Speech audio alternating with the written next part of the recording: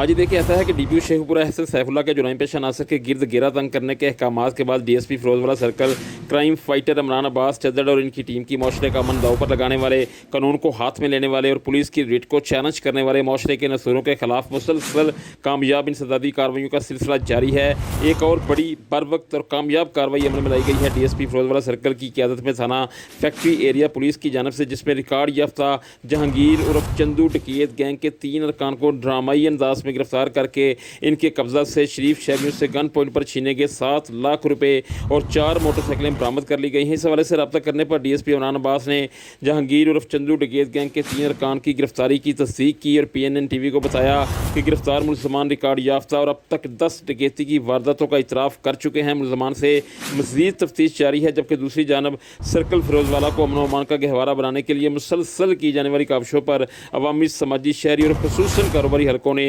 DPO Sheikhupura Ahsan Saifullah, DSP Ferozewala circle Imran Abbas और इनकी team को मुबारकबाद दी है और इनका शुक्रिया अदा किया है।